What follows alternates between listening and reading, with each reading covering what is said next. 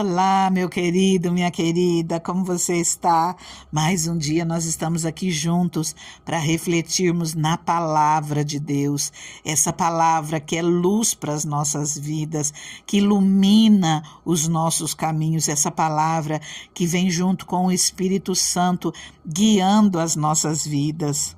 Jesus nos ensinou ali em Mateus 11, aprendei de mim que sou manso e humilde de coração.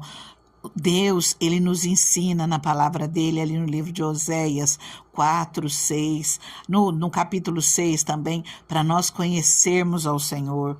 Em Oséias 4,6 diz que o povo dele perece por falta de conhecimento da palavra dele. E nós não podemos ficar sem conhecer a palavra do Senhor. De repente, alguns podem até pensar, mas essa palavra está tão longa, está tão cansativa.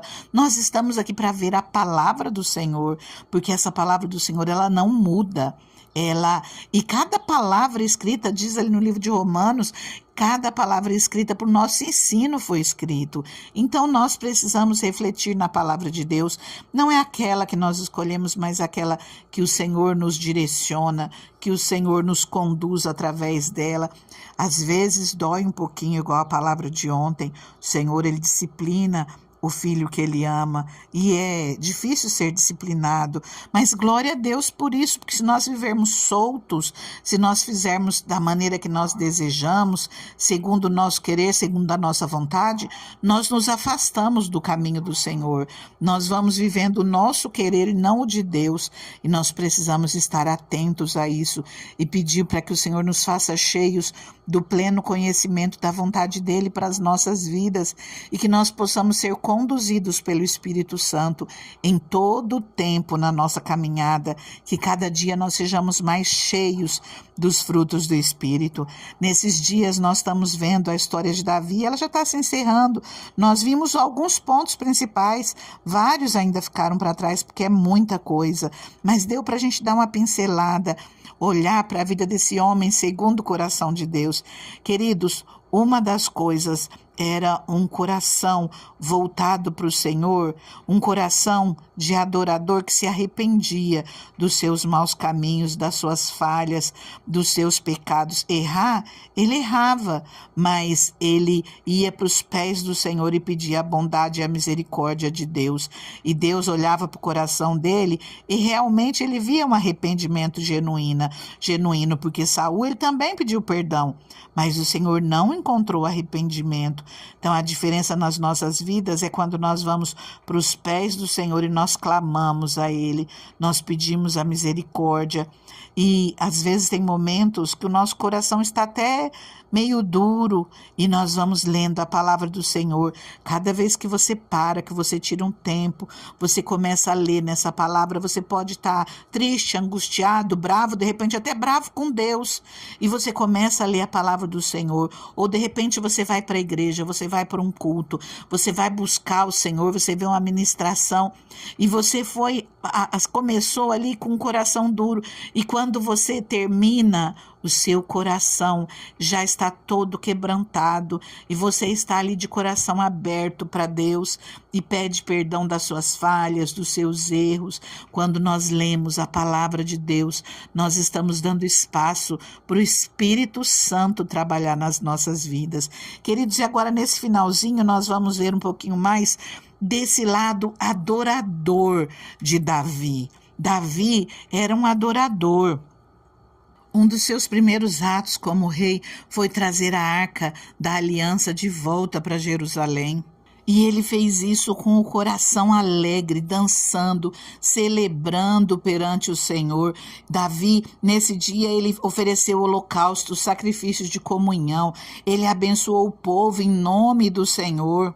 Em outros momentos nós vimos que quando ele voltava da guerra e ele trazia os despojos, trazia ouro, trazia prata e ele consagrava tudo ao Senhor. Ele colocava Deus em primeiro lugar, ele buscava fazer a vontade de Deus. E eu vou começar hoje lendo uma passagem e eu vou continuar falando sobre ela, a consequência dessa palavra amanhã. Hoje não dá tempo de ver tudo. Em 2 Samuel, nós vamos voltar um pouquinho.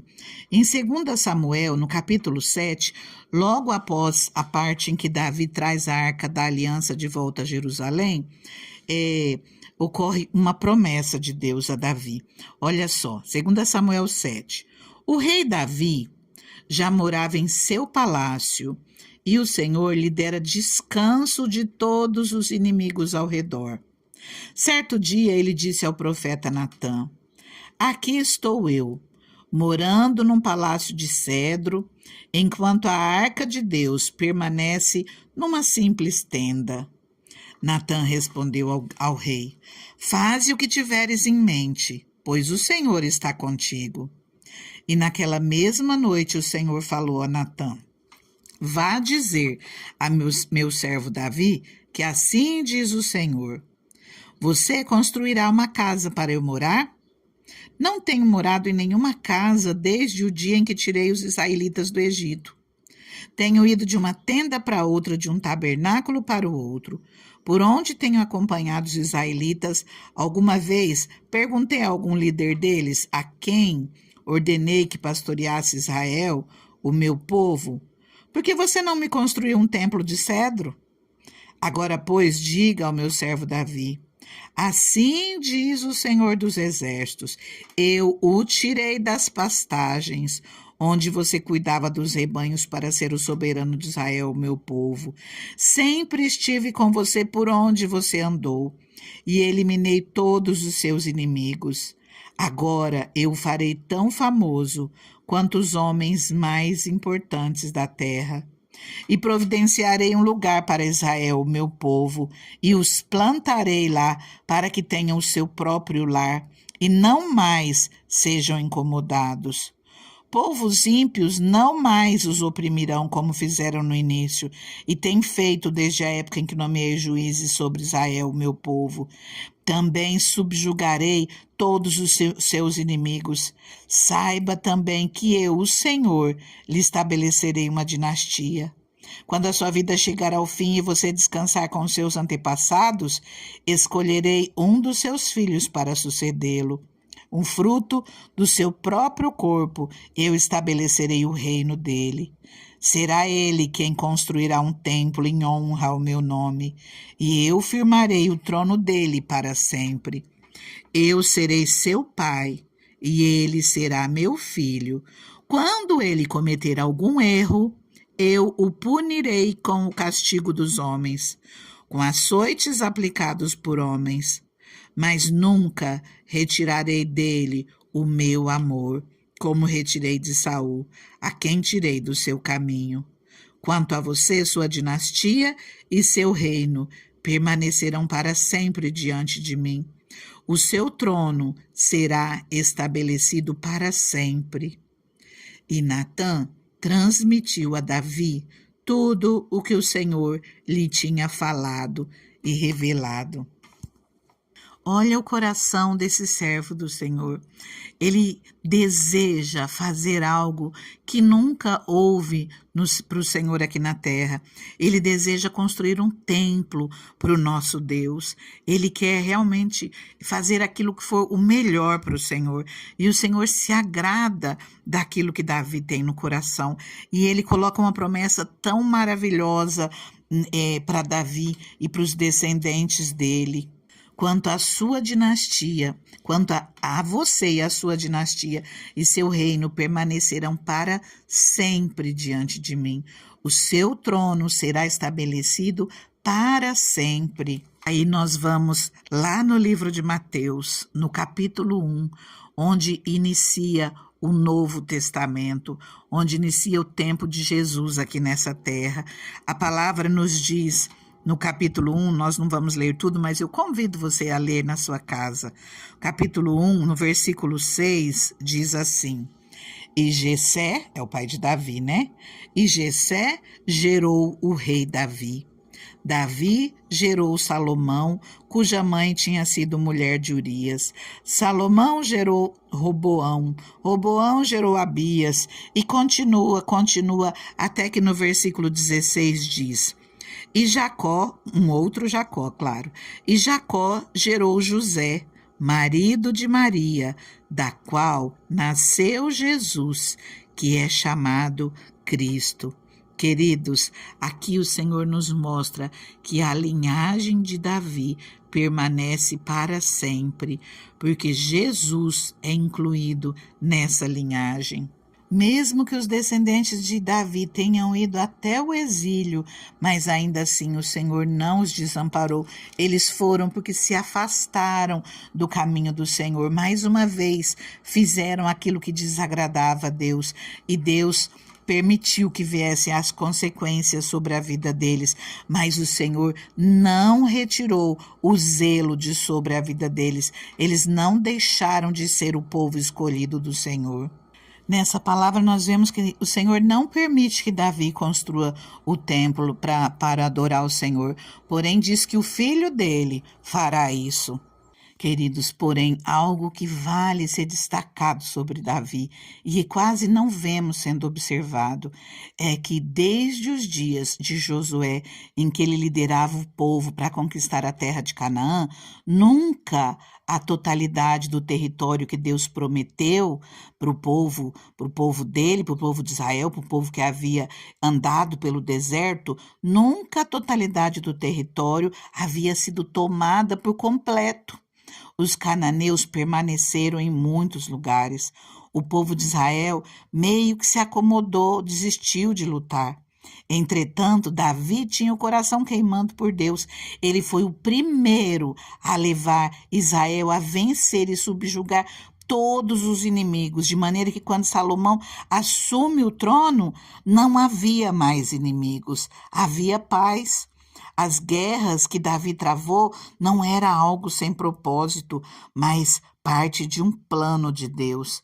Percebemos nesse capítulo a sabedoria de Davi, mas acima de tudo um coração de adorador. E a palavra continua, leia você na sua casa, 2 Samuel 7, a partir do versículo 16, a oração de Davi. Que o Senhor te abençoe grandemente. Eu quero orar com você, mas antes eu quero convidar você que não é inscrito no canal, se inscreva. Permitindo Deus, amanhã estaremos aqui novamente, todos os dias com uma palavra para a minha vida e para a tua vida, e que o Senhor venha trabalhar nos nossos corações.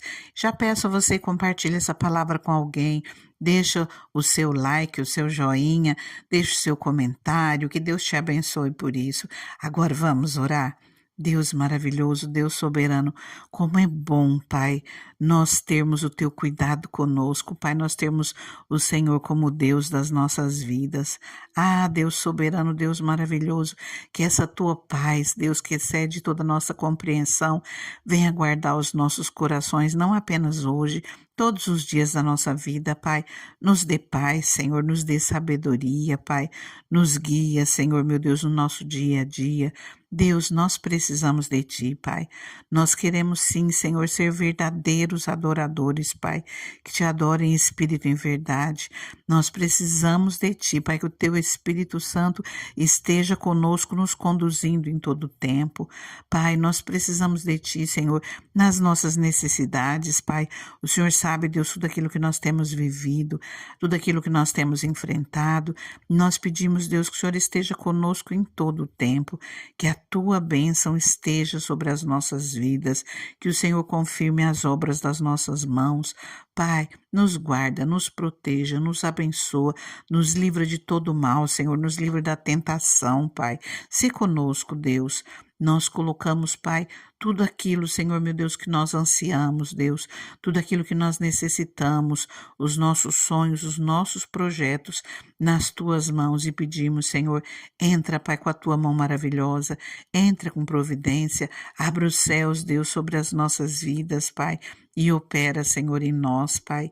Nós sabemos, Deus, que tem coisas que nós planejamos, que nós sonhamos e que aos nossos olhos parece impossível, mas nós cremos, Deus, que o Senhor nos concede sabedoria, que o Senhor nos abre portas, que o Senhor derrama bênção sobre as nossas vidas e que o Senhor nos faz vitoriosos em coisas que nós achamos que nós não temos condições, mas pela fé, Senhor, nós já tomamos posse, porque nós sabemos que o Senhor está conosco e o Senhor pode todas as coisas. Nós colocamos tudo nas tuas mãos e te agradecemos. No nome de Jesus, fica conosco, Senhor. Fica conosco hoje, fica conosco sempre, no nome de Jesus. Amém? Fica com Deus, fica na paz.